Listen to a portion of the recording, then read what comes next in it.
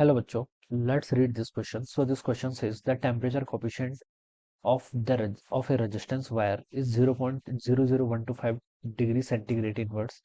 At 300 Kelvin, its resistance is 1 ohms and at what temperature the resistance of the wire will be 2 ohms. ठीक है, 2 ohms के equal होगा कब, ये आपको टेम्परेचर बताना है। तो देखिए बच्चों, इस क्वेश्चन का की कॉन्सेप्ट देखिए, ये आपको वेरिएशन ऑफ रेजिस्टेंस है। ठीक है, इस क्वेश्चन का की कॉन्सेप्ट आप क्या लिख सकते हैं, variation of resistance with temperature लिख सकते हैं, या फिर वेरिएशन ऑफ रेजिस्टिविटी भी लिख सकते हैं। ठीक है, वेरिएशन ऑफ रेजिस्टेंस या फिर रेजिस्टिविटी, रेजिस्टेंस विद टेम्परेचर लिख लीजिए। ठीक है, ये इस क्वेश्चन का आपका टेम्परेचर, ठीक है, ये इस क्वेश्चन का क्या हो जाएगा, की कॉन्सेप्ट हो जाएगा। ठीक है बच्चों, देखिए क्या रिलेशन क्या होता है रेजिस्टेंस का टेम्परेचर के साथ, रेजिस्टेंस होता है आर नॉट टाइम्स आपका 1 + अल्फा डेल्टा टी के इक्वल। ठीक है, ये हो जाएगा। ठीक है, अब देखिए यहाँ पर क्वेश्चन बोल रखा है, देखिए जब आपका रेजिस्टेंस आर नॉट यानी कि 1 ओम्स के इक्वल था, जब टेम्परेचर कितना है 300 केल्विन के इक्वल।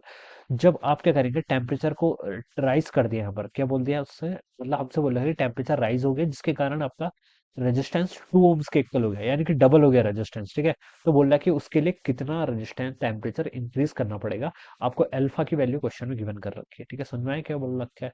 देखिए आर है आपका रेजिस्टेंस जिसकी वैल्यू कितनी है, 2 ओम्स के इक्वल होगी, तो आर की जगह आप 2 ओम्स पुट कर लीजिए।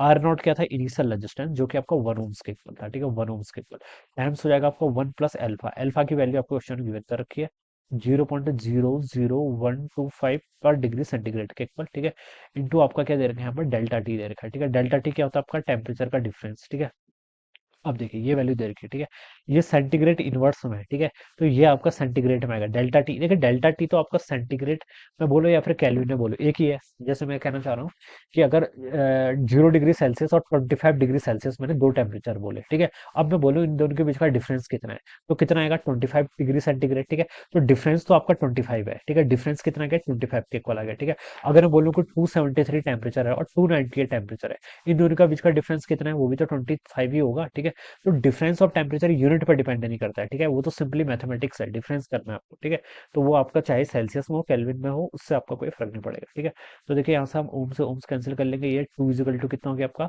1 + 0.00125 इंटू आपका डेल्टा टी हो जाएगा। ठीक है, डिफरेंस आपकी, डिफरेंस की कोई भी यूनिट चलेगी, चाहे आप सेंटीग्रेड लिखो या फिर आप केल्विन लिखो, कोई फर्क नहीं पड़ेगा।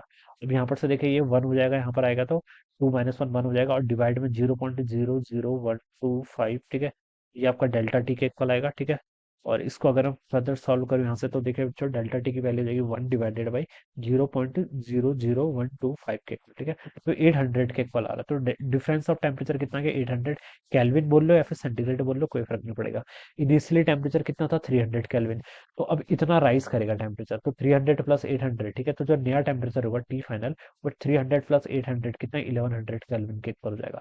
So this should be the answer. तो ये क्या होना चाहिए बच्चों, आपको यहाँ पर फाइनल टेम्परेचर होना चाहिए। ठीक है, इतने टेम्परेचर में बोल सकता हूँ रेजिस्टेंस डबल हो जाएगा, 1 से 2 ओम्स हो जाएगा। Okay, so this would be the answer. So I hope you all understood this concept. All the best and thank you so much.